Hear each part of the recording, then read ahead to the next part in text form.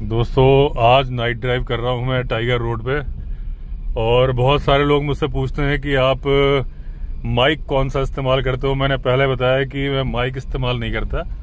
आज तो मैंने ट्राइपॉड के साथ कैमरा पकड़ा हुआ है। अदरवाइज मैं नाइट ड्राइव करते वक्त कई बार जब मैं ऋषिकेश से लौट रहा होता हूँ तो हर वक्त ट्राइपॉड कैरी भी नहीं करता, तो ऐसे ही हाथ से ऐसे पकड़ के चलता हूँ मोबाइल। हालांकि उसमें बहुत देर पकड़े रहो तो उंगलियों में दर्द हो जाता है, लेकिन ये कंफर्टेबल होता है ट्राइपॉड। तो आज मैंने सोचा कि थोड़ा दूसरे तरीके से बनाऊं वीडियो, तो इसलिए हमारे शमशेर जी लाइट पकड़ के बैठे हैं और गिम्बल के साथ में हरिमोहन जी कैमरा पकड़े हैं। गिम्बल के तो मास्टर हो चुके हैं, 2-4 वीडियो ये शूट कर चुके हैं।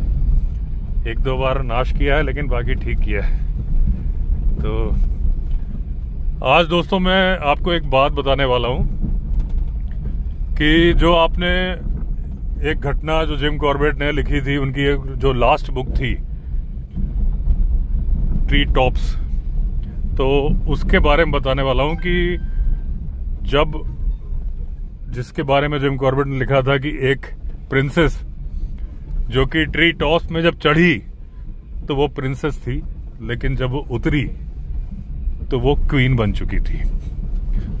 तो बात तो सही है, लेकिन एक्चुअली ये वो जो घटनाक्रम हुआ था, जो उनके फादर थे किंग जॉर्ज 6, हालांकि उनकी एज ज्यादा नहीं थी। प्रिंसेस एलिजाबेथ की एज थी 25 ईयर्स और उनके फादर की एज थी करीब 56 ईयर्स, लेकिन उन्हें लंग कैंसर था। और जब वो टूर पे निकली थी एलिजाबेथ, प्रिंसेस एलिजाबेथ, तो वो एयरपोर्ट छोड़ने भी आए थे। हालांकि उनकी कंडीशन अच्छी नहीं थी और तब ठंड भी बहुत ज्यादा थी, लेकिन उसके बावजूद वो अपनी बेटी को छोड़ने आए थे। और जो वहां पर पब्लिक थी उसने बहुत अप्रिशिएट किया था इस बात को, हाथ हिला के उन्होंने विदा किया था। इनको भी ऐसी कोई उम्मीद नहीं थी कि इनकी डेथ हो जाएगी। वो लंग कैंसर से परेशान थे, लेकिन ऐसा भी नहीं था कि उनकी फौरन डेथ होने वाली थी। तो जब ये उस ट्रिप पे आ रही थी तो उस दौरान पे एक आंदोलन भी चल रहा था। तो दोस्तों 6 फरवरी 1952 की बात है, जिस रात प्रिंसेस एलिजाबेथ रुकी थी ट्री टॉप्स के ऊपर जब जिम कॉर्बेट उनके साथ थे, और जिस रात उनके पिताजी की डेथ हुई थी। लेकिन जब वो चली थी हीथ्रो हवाई अड्डे से, जब उनके पिताजी ने उनको विदा किया था, तो वो 31 जनवरी की बात है, यानी कि 6 दिन के बाद ये हुआ था। तो जब वो उस ट्रिप पे निकली थी तो एक मूवमेंट चल रहा था, आंदोलन चल रहा था माऊ माऊ। तो उसके चलते सिक्योरिटी फोर्सेस ने अफ्रीका के ट्रिप के लिए कहा था कि वो सिक्योरिटी प्रोवाइड कर नहीं पाएंगे। तो जो अफ्रीका का वो हिस्सा काटना पड़ा था उनके ट्रिप से। प्रिंसेस एलिजाबेथ पहले सगाना आई, वहां रुकी थी। उसके बाद फिर उस दिन दोपहर को वो लंच टाइम पे पहुंची थी ट्री टॉप्स में, जहां पे, और जो ट्री टॉप्स को जो ओन करते थे वो थे एरिक वॉकर। बड़े ही कलरफुल आदमी थे, बड़े ही खुराफाती आदमी थे। तो ये वाला वो मोड़ है जहां पे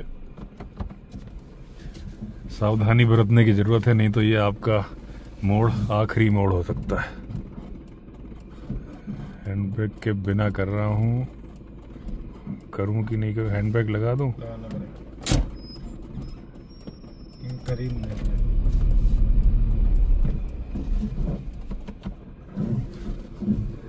इसमें आगे देखिए एकदम ये खाई है। हरिमोहन अब क्यों डरेगा? हम आगे वो पीछे, तब भी डर रहा है सर। अब तो मैं पीछे हूं। तो हमारा हरिमोहन बहुत समझदार है, वो सोच रहा है वो पीछे की सीट पे बैठा है तो गाड़ी गिरेगी तो उसे कुछ नहीं होगा। तो दोस्तों वो एरिक वॉकर का भी बताता हूं मैं किस्सा आपको। तो एरिक वॉकर इसको ओन करते थे, उनके और भी कई होटल्स थे। उन्होंने इनवाइट किया था प्रिंसेस एलिजाबेथ को, और जिम कॉर्बेट को भी एज ए एक्सपर्ट इनवाइट किया गया था। और उनकी लाइफ का भी एक मेमोरेबल मोमेंट था वो। और जिम कॉर्बेट थे ये इनकी वाइफ का नाम था बेटी, एरिक वॉकर की। तो एरिक वॉकर ने सिक्योरिटी अरेंजमेंट भी बहुत सारे किए थे। उन्होंने जर्नलिस्ट को आने से मना कर दिया था, क्योंकि जो उन्होंने ट्री टॉप्स बनाया था एकदम जंगल की एज पे था, और एक वाटर होल था जहां पे जानवर पानी पीने आते थे, हाथी वगैरह पास में आते थे।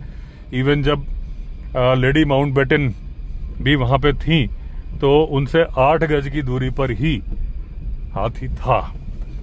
तो जिम कॉर्बेट थे, उनको बुलाया गया था एज ए नेचरलिस्ट, और जर्नलिस्ट मना थे, क्योंकि एरिक वॉकर को लग रहा था कि जितने ज्यादा आदमी होंगे उतनी ज्यादा स्मेल आएगी और उतना ज्यादा एनिमल वहां पे नहीं आएंगे, क्योंकि जो वहां पे जानवर थे वो हाथी थे, डियर थे, तो इन सब के सूंघने की पावर बहुत ज्यादा होती है। तो उनको ये लग रहा था कि जितने ज्यादा लोग होंगे उतना ज्यादा एनिमल कम आएंगे, और वो चाहते थे कि एनिमल ज्यादा से ज्यादा नजर आए प्रिंसेस एलिजाबेथ को। वो भी बहुत ज्यादा एक्साइटेड थी। उनके हस्बैंड का नाम था प्रिंस फिलिप, ड्यूक फिलिप बोलते थे शायद। तो जब वो आई तो वो इतना ज्यादा एक्साइटेड थी कि वो डेक पे ही बैठी रही, और जो चाय भी थी उन्होंने रूम में नहीं मंगाई। यहां से मुड़ जाएगी। तो उन्होंने वही डेक पे चाय ली। कैमरे सारे मना थे, सिर्फ प्रिंसेस एलिजाबेथ के पास ही कैमरा था जो कि अलाउड था। किसी तरह का डिस्टरबेंस नहीं चाहिए था। वो आई, फिर वो पूरा एंजॉय करती रही, और चाय वगैरह उन्होंने डेक पे पी। वो एक एक मिनट छोड़ना नहीं चाहती थी। तो और उनको अच्छी साइटिंग भी हुई। कॉर्बेट पूरी रात राइफल लेके सीढ़ी पे बैठे रहे सिक्योरिटी में, कि कोई जानवर ना आ जाए, क्योंकि वहां पे हाथी भी हमला कर सकता था। और जनरली जिम कॉर्बेट की मैंने पहले भी बताया कि उनको खुले में बैठने की बहुत आदत थी। वो बंद कमरे में रहना चाहते नहीं थे कहीं पे भी, रात भी टेंट में। और जिम कॉर्बेट वहां जो गए थे, वो नियरी जो जगह थी, वो एक वीडियो में बना चुका हूं पहले। एक बार फिर डिटेल्ड में वीडियो बना दूंगा कि जिम कॉर्बेट क्यों गए थे नियरी। वो तो मैंने बताया कि वो इंडिया क्यों छोड़ा था उन्होंने, लेकिन क्या था कि जितने भी उनके दोस्त थे, आइबर्टसन और विंधम, एक और नाम था मैं अभी भूल रहा हूं, तो जिनके की ये पीए थे एरिक वॉकर, इनका किस्सा मैं बताने वाला हूं आपको।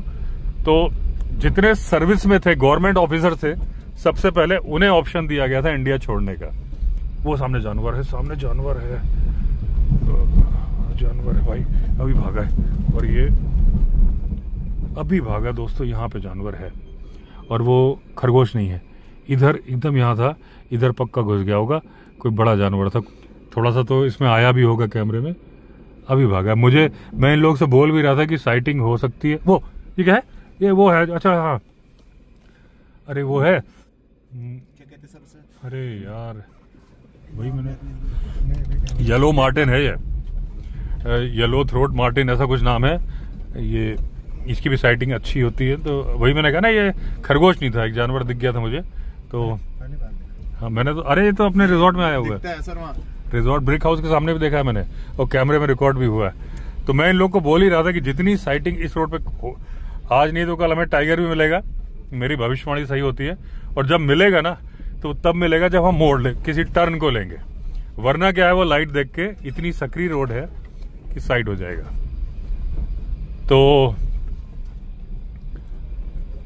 क्या बता रहा था मैं, जितने सर्विस में ऑफिसर थे उन्हें पहले मौका दिया गया कि वो इंडिया छोड़ दें, क्योंकि उनके खिलाफ आउटबर्स्ट भी हो सकता था ना, क्योंकि जब सरकारी पावर में थे तो लोगों के मन में थोड़ा सा तो खिलाफत होती है, तो कोई दिक्कत ना हो। तो जिम कॉर्बेट तो 1947 अगस्त में इंडिया आजाद हुआ, और जिम कॉर्बेट मेरे ख्याल से 30 नवंबर में गए थे। 15 दिन जहाज में रहे थे। मुंबई से उन्होंने जहाज लिया था। जहाज के नाम में थोड़ा सा वो है, 2 जहाज के नाम आते हैं, उस पर एक मैं सेपरेट वीडियो बनाऊंगा। और वो गए थे मोम्बासा।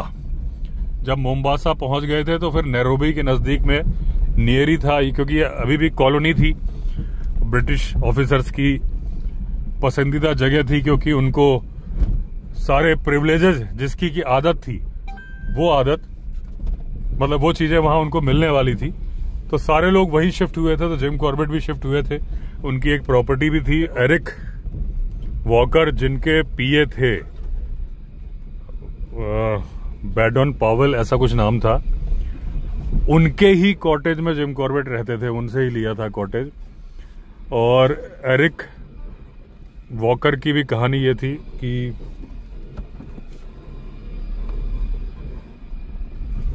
एरिक वॉकर की कहानी ये थी दोस्तों कि ये जब शादी करना चाहते थे लेडी बेटी से, उसके पहले ये इनके पीए थे। तो उस दौरान एक युद्ध के दौरान इनके प्लेन को शॉट डाउन कर दिया, नीचे आ गया, ये पकड़ लिए गए।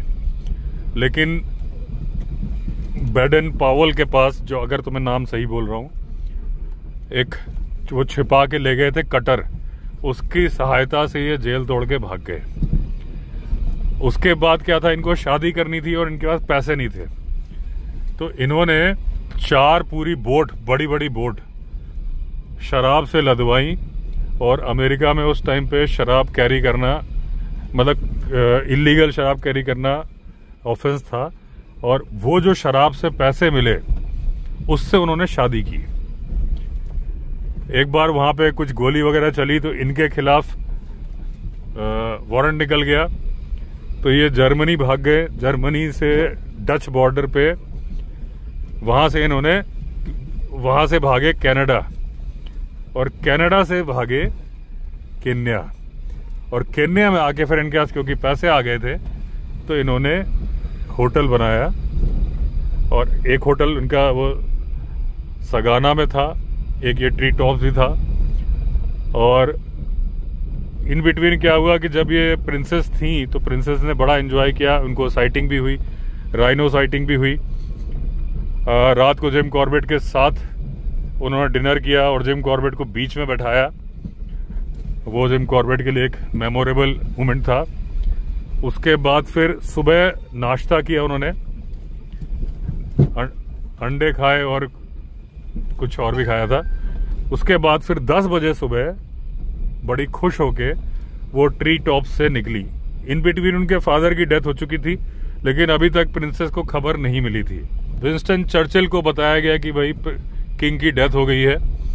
उसके बाद यहाँ पे टेलीग्राफ भेजा गया सगाना में, लेकिन जो डिकोड करने की बुक थी वो एक ताले में बंद थी और उसकी चाबी खो गई थी, या जो चाबी जो बंदा कैरी करता था वो नहीं था।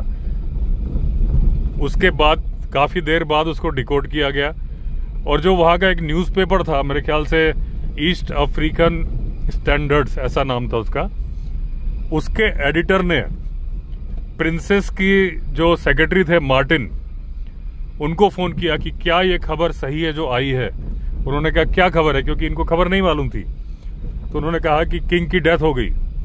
वो फौरन गए प्रिंसेस के हस्बैंड के पास, ड्यूक फिलिप, उनको बताया। तो ड्यूक फिलिप को इतना ज्यादा शॉक लगा जैसे कि उनको तूफान एकदम हिल गए हों।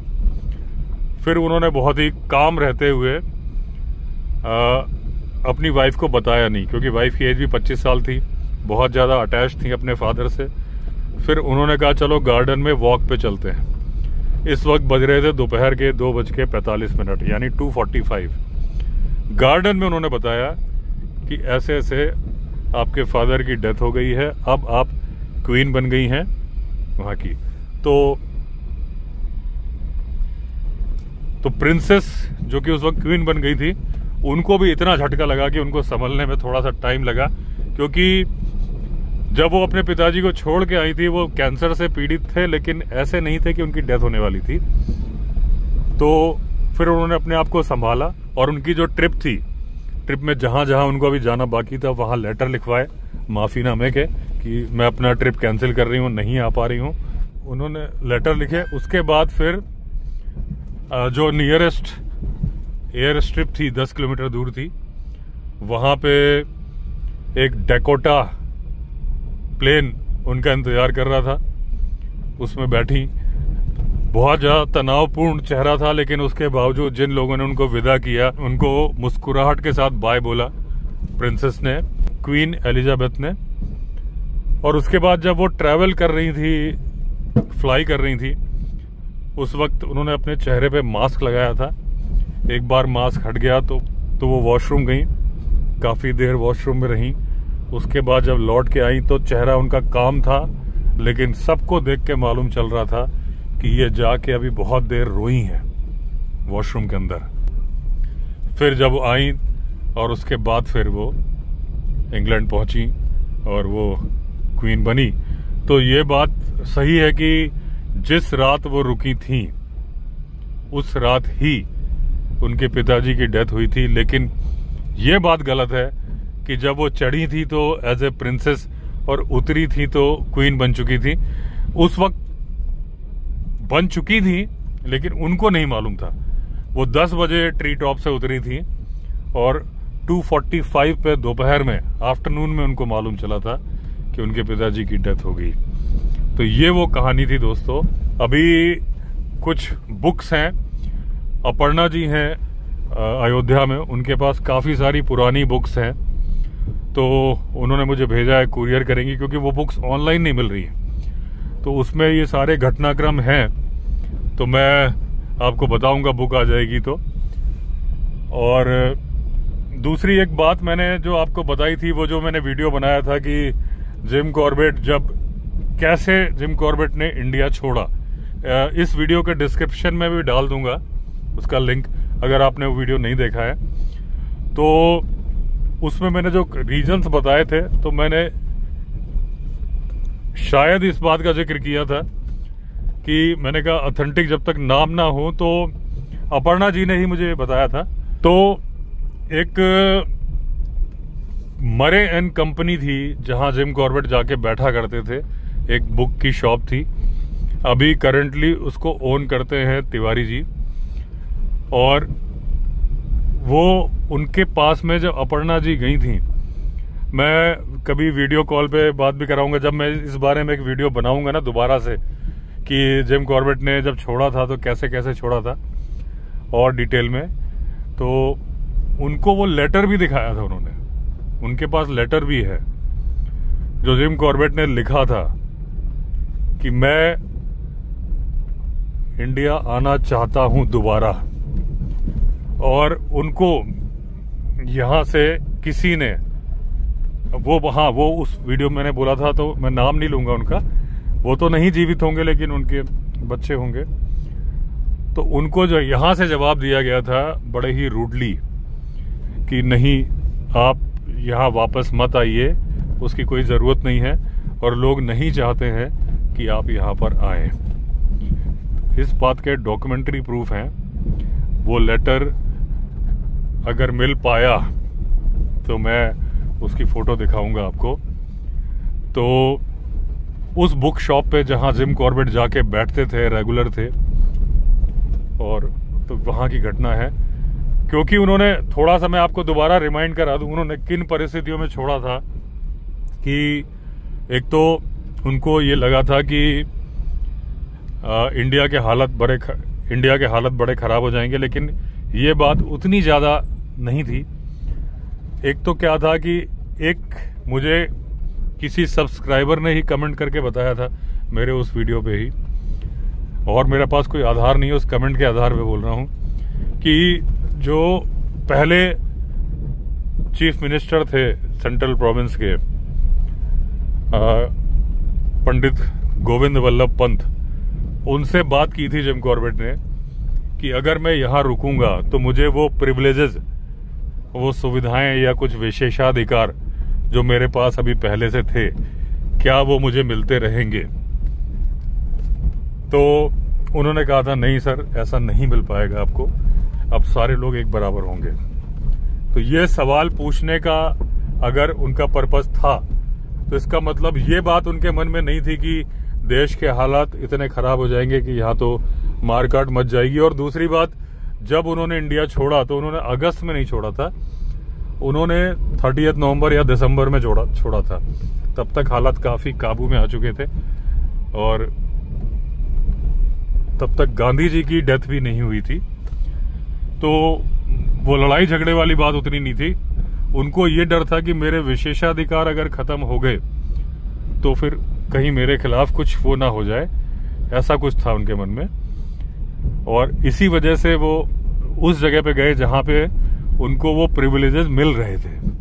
इंग्लैंड नहीं गए थे वो, एक कॉलोनी में, एक तो नेरी में जंगल था, वो जंगल से प्यार करते थे, केन्या में भी जंगल था, और वो ब्रिटिश कॉलोनी थी। तो जो इंडिया में ब्रिटिश कॉलोनी के रहते हुए उनको जो विशेषाधिकार थे बहुत सारे थे, जिनमें से एक ये था कि उनके पास किसी भी जंगल में जाने का परमिट था, उनको कोई भी फॉरेस्ट ऑफिसर रोक नहीं सकता था।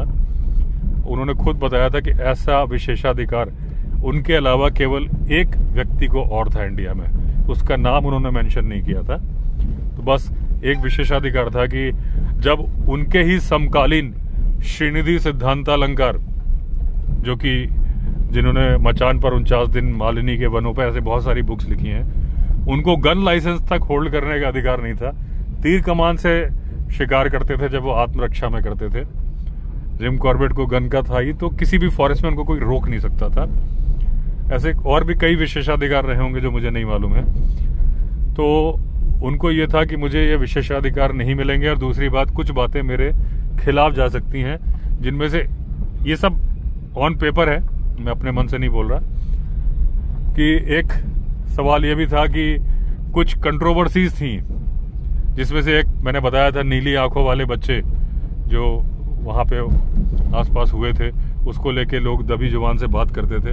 तो ये था कि भाई, क्योंकि ये पावरफुल थे, कोई इनसे कुछ बोल नहीं सकता था, लेकिन जब इनका पावर खत्म हो जाता तो फिर ये था कि उनके खिलाफ कुछ कोई बोलता, ये भी उनके मन में थॉट था। ऐसी कुछ बातें थी। लेकिन जब वहाँ रहने लगे, 5 साल हो गए, ये क्वीन एलिजाबेथ वाली कहानी 1952 की है, और जिम कॉर्बेट मेरे ख्याल से 1955 में उनकी डेथ हुई थी।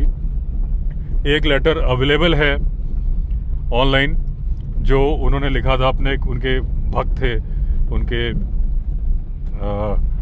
प्रशंसक थे इंडियन, जो उनको लिखा था कि बड़ा अच्छा लगता है कि आप मेरी बुक की तारीफ करते हो, और एक बुक मैं और लिखने वाला हूँ, लेकिन मैं अभी अपनी आंखों के मोतियाबिंद से परेशान हूँ, अभी मुझे साफ नज़र नहीं आता, तो मैं पहले इंग्लैंड जाके अपना ऑपरेशन करा लूँ और उसके बाद मैं वो बुक लिखूंगा।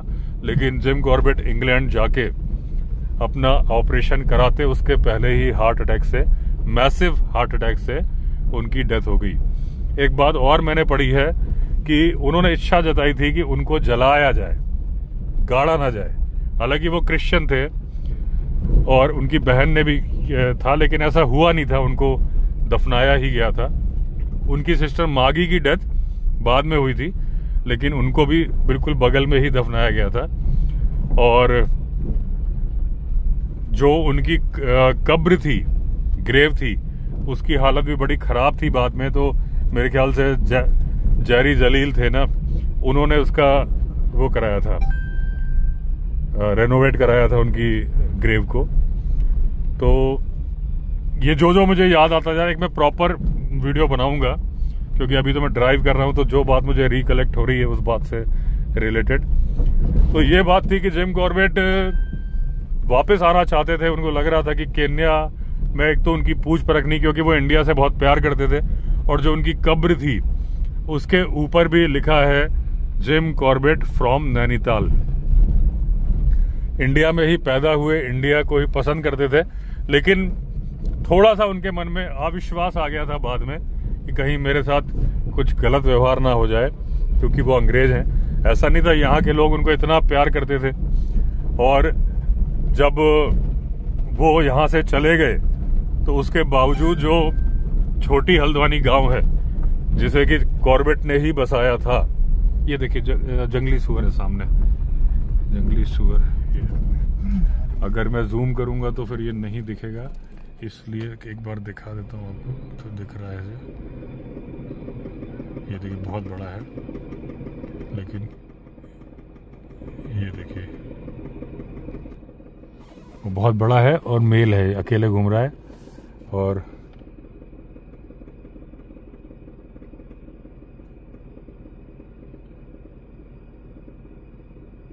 रिलैक्स है, खाना पीना ढूंढ रहा है।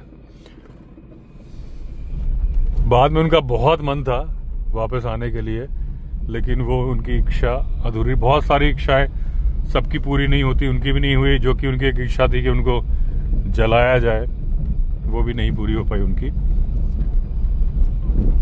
तो चलिए दोस्तों, आज के वीडियो में सब इधर उधर की जो बातें मुझे याद आई वो मैंने जिक्र किया, लेकिन मैं एक प्रॉपर वीडियो बनाऊंगा और वीडियो कॉल पे अपर्णा जी को भी लाइन पे लूंगा, क्योंकि उन्होंने वो लेटर देखा है अपनी आंखों से।